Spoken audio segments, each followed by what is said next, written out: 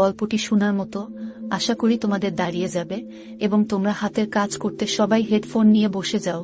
যদি আমার গল্প শুনে মজা পাও তাহলে অবশ্যই আমার চ্যানেলটি সাবস্ক্রাইব করবে। তো চলো বন্ধুরা, আমরা কথা না বাড়িয়ে আসল গল্পে চলে যাই। আমার বউ তার শ্বশুরের অনেক সম্মান আর সেবা করত। প্রতিদিন তার মাথায় মেসেজ করে দিত, কিন্তু যখনই আমি অফিস থেকে ঘরে ফিরতাম আমার স্ত্রী বাথরুমে চলে যেত। আমার তার উপরে অনেক সন্দেহ হতো। একদিন যখন আমি অফিস থেকে তাড়াতাড়ি ঘরে চলে এলাম, যেটা দেখলাম সেটা দেখে আমার পায়ের নিচে থেকে মাটি সরে গেল। আমি আমার স্ত্রী মঞ্জুকে অনেক ভালোবাসতাম। আমি তার সব কাজ সহ্য করতাম, তার প্রত্যেকটা মনের ইচ্ছে পূরণ করতাম, কিন্তু সেই দিন তাকে দেখে আমি অবাক হয়ে রইলাম। আমি বিশ্বাসই করতে পারছিলাম না যে আমার বউ মঞ্জু এতটা ভুল কি করে করতে পারে। মঞ্জু আমার বিয়ের রাতে আমাকে কথা দিয়েছিল যে সে আমার আর আমার পরিবারের সব সময় খেয়াল রাখবে, কিন্তু আমি কি করে বুঝবো যে মঞ্জু এরকম কিছু করবে। আমার আজও মনে আছে আমার বিয়ের সেই দিন যখন মঞ্জুকে আমি নিজের ঘরে এনেছিলাম। সে আমার ঘরে লাল বিয়ের পোশাক পরে বসেছিল। মঞ্জুকে এতটা সুন্দর দেখাচ্ছিল যে আমি বিশ্বাসই করতে পারছিলাম না যে সামনে বসে থাকা এত সুন্দর বউ আমার। আমার এটা সৌভাগ্য ছিল যে মঞ্জু আমার স্ত্রী। আমি আর মঞ্জু নিজের বিয়ের রাতে নিজের ঘরে বসেছিলাম। আমি আর মঞ্জু হাজারটা কথা দিয়েছিলাম একে অপরকে, সাথে জীবনটা শুরু করেছিলাম। আমি মঞ্জুকে কথা দিয়েছিলাম যে আমি তাকে সব সময় খুশিতে রাখব, আর মঞ্জুকে বললাম যে সেও যেন আমাকে অভিযোগের সুযোগ না দেয়। আমি আমার স্ত্রীর সাথে আমার জীবনের সব কথা শেয়ার করতাম। আমি মঞ্জুকে বললাম যে আমার মায়ের ছোটবেলাতেই স্বর্গবাস হয়েছে। আমার বাবা এই জন্য বিয়ে করেনি যে দ্বিতীয় মা আসার ফলে আমার আর আমার বোনের জীবন যেন শেষ না হয়ে যায়। এই জন্য আমার বাবা সব জীবন একা পার করে দিয়েছে। আমি মঞ্জুকে বুঝিয়ে দিয়েছিলাম এবার আমার বাবার আর এই ঘরের খেয়াল তাকেই রাখতে হবে, কেননা আমার বোনের বিয়ে আমার সাথে সাথেই হয়ে গিয়েছে। আমার বিয়ের আগে আমার বাবার খেয়াল আমার বোনই রাখত। মঞ্জুর হাতের মেহেন্দির রং এখনো হালকা ও হয়নি, আর তাতেই ওকে ঘরের সমস্ত কাজ দেখতে হতো। এমনিতে তো ঘরের মধ্যে অনেক কাজের লোক ছিল, কিন্তু কাউকে তো কাজের লোকদের মাথার উপরেও থাকতে হয়। মঞ্জু বিয়ের কিছুদিন পরেই আমাদের বাড়ির সব দায়িত্ব সামলে নিয়েছিল। আমার জীবনে সে যেন কৃপা হয়ে এসেছিল। সে আমার অনেক খেয়াল রাখত। সব থেকে খুশির কথা হলো আমার বাবারও সে খেয়াল রাখত। আমার বাবা একজন বয়স্ক মানুষ ছিলেন। বাবা বেশিরভাগ সময় চার পেয়ে বিছানায় পার করে দিতেন। মঞ্জু আমার ঘরটাকে এত সুন্দর করে সামলে নিয়েছিল যেন সে সবসময় এই বাড়িতেই থাকত। যখন কিনা আমাদের বিয়ের মাত্র 2 মাসই হয়েছিল, এত কম সময়ে মঞ্জু আমাদের সবাইকে আপন করে নিয়েছিল। আমি আমার বাবার একমাত্র ছেলে ছিলাম। তার সব ব্যবসা আমি দেখতাম। বিয়ের পরে বেশি সময় বাড়িতে থাকতে পারিনি, কেননা সব কাজ আমারই দায়িত্বে ছিল। আমার কাজে আমার সাথে দেওয়ার মতো কেউ ছিল না। বাবাও অসুস্থতার কারণে কাজ থেকে ছুটি নিয়ে অনেক দিন আগেই বসে গিয়েছে। এই জন্য আমি বিয়ের পরে বেশিরভাগ সময় ঘরে থাকতে পারতাম না। বিয়ের পরে সকালবেলা অফিসে যেতাম আর বিকেল বেলা ঘরে আসতাম। আমি যখন অফিস থেকে ঘরে ফিরতাম আমার স্ত্রী মঞ্জু তখন আমার ঘরের কাজে আর বাবার সেবায় থাকত।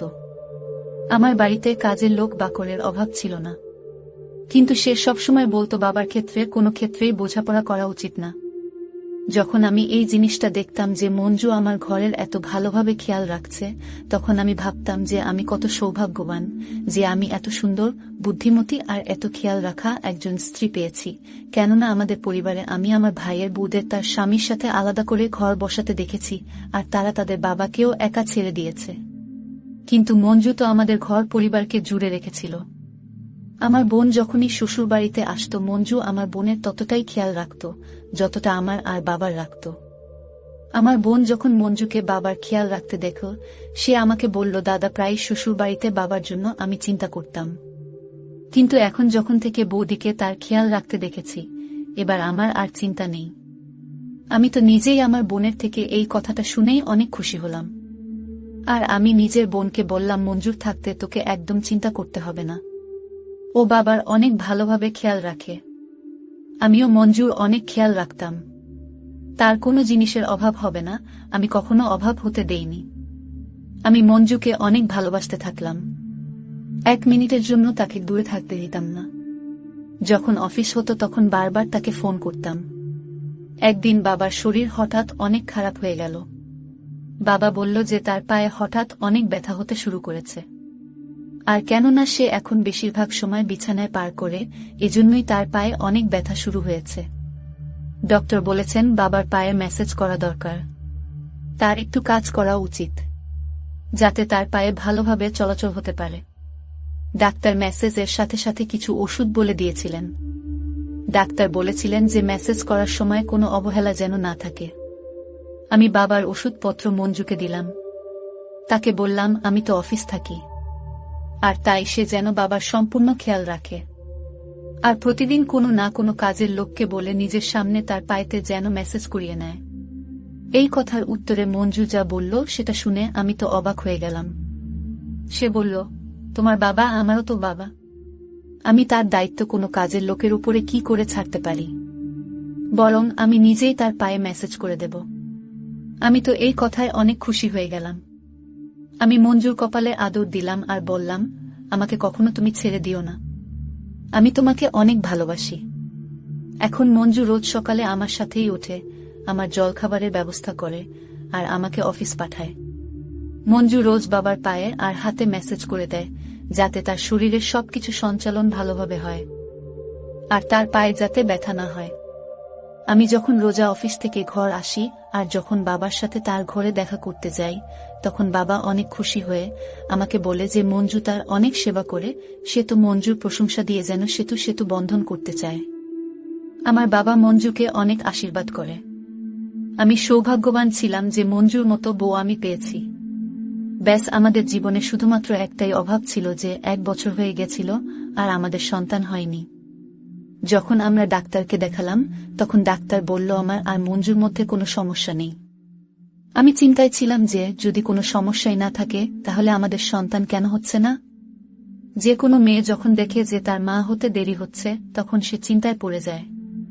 কিন্তু আমি বুঝতেই পারছিলাম না যে মঞ্জু এই ব্যাপারে কেন কোনো চিন্তা করছিল না।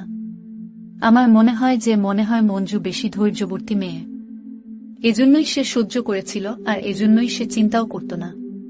অন্যান্য বিষয়ের মতো মঞ্জুর এই কথাটাও আমাকে তার ভালোবাসায় পাগল করে তুলেছিল। মঞ্জু সুন্দরী আর বুদ্ধিমতী হবার সাথে সাথে একজন ধৈর্যশীল মেয়েও ছিল। একদিন আমার শরীর খারাপ ছিল, আমি তাই সেদিন ছুটি নিয়েছিলাম। আমি ভাবলাম জীবনে একটু রেস্ট নেওয়া দরকার। ওই দিন আমি বাড়িতেই ছিলাম। মঞ্জু ঘরের সব কাজ শেষ করে নিয়েছিল। মঞ্জু বাবার ঘরেই তাকে মেসেজ করে দিত। আমি ঘরে বসে চায়ের সাথে খবরের কাগজ পড়ছিলাম। মঞ্জু তখন আমাকে বলল, বাবার মেসেজের সময় হয়ে গেছে, আমি তাই মেসেজ করতে যাচ্ছি। আমি মঞ্জুকে বললাম যে না, আজকের সময়টা আমার সাথে পার করো, কোনো কাজের লোককে বলে দাও বাবার মেসেজ করতে। মঞ্জু বলল সে নিজেই বাবার মালিশ করবে।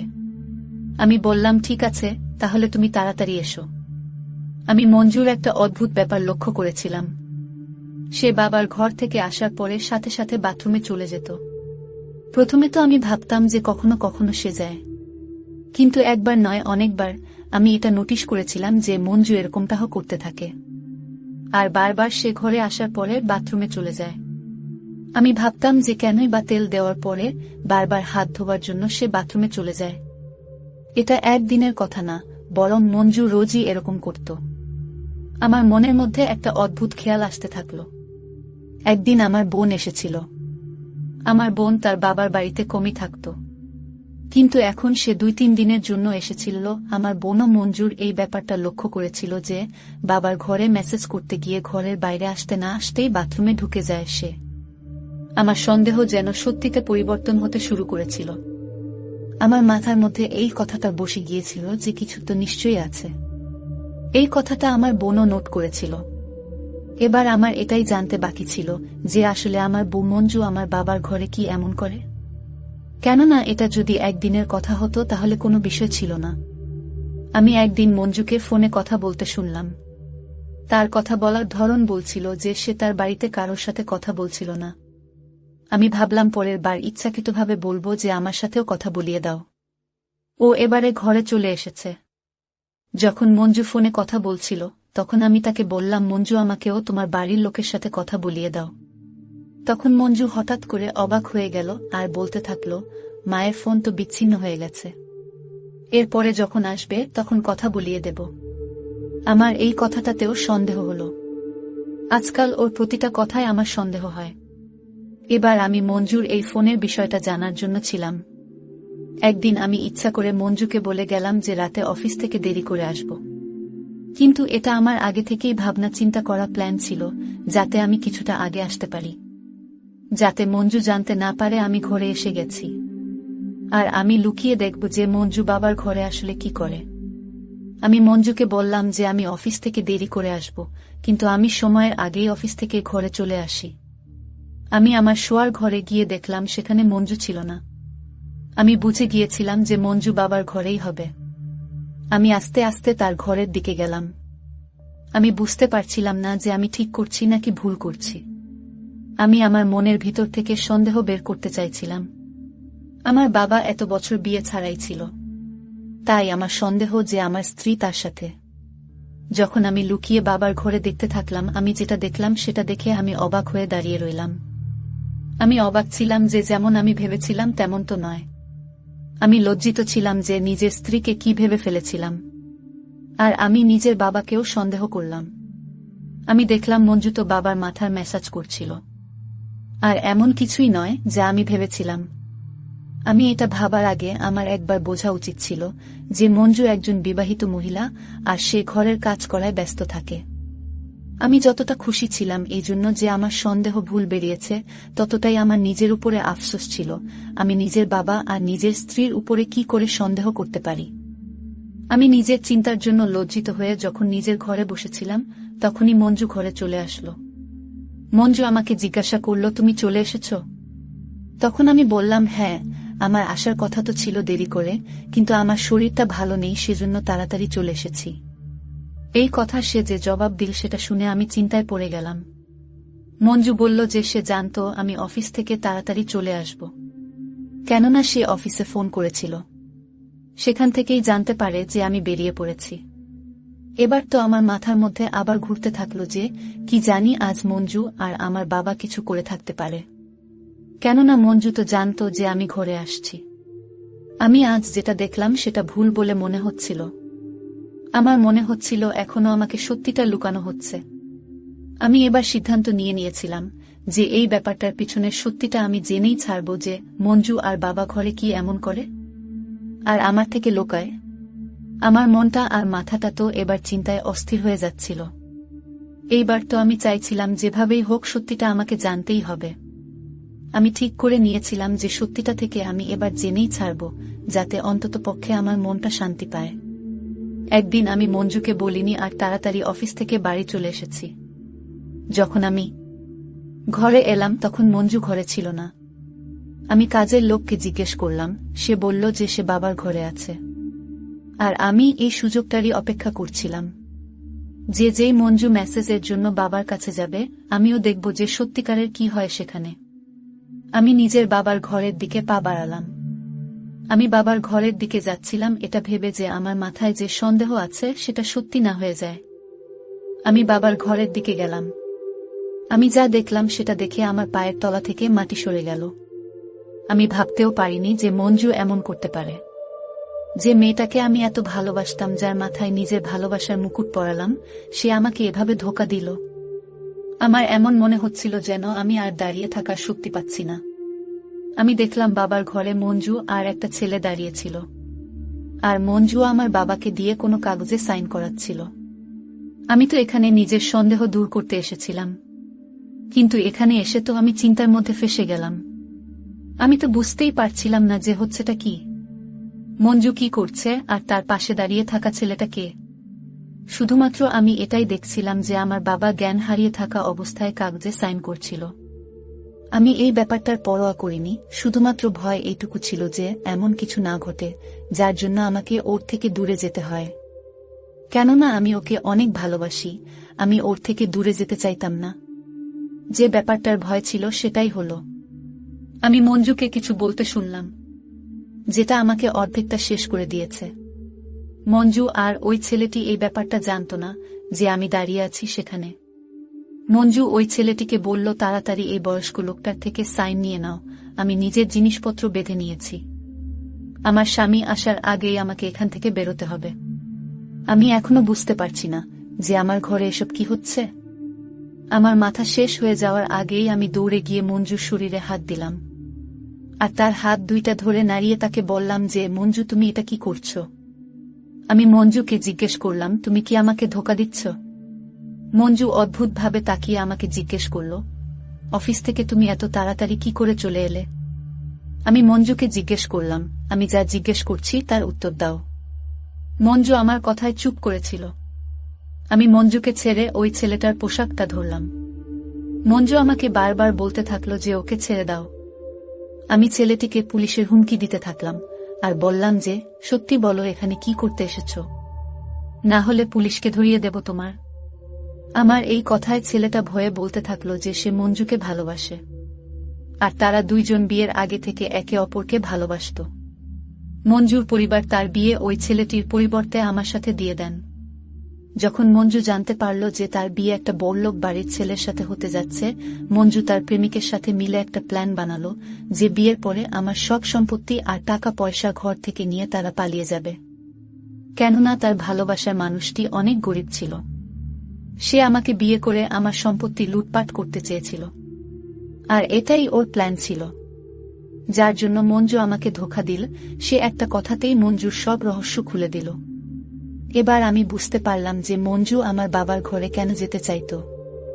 সে জানত যে আমার সব সম্পত্তি আমার বাবার নামে আছে।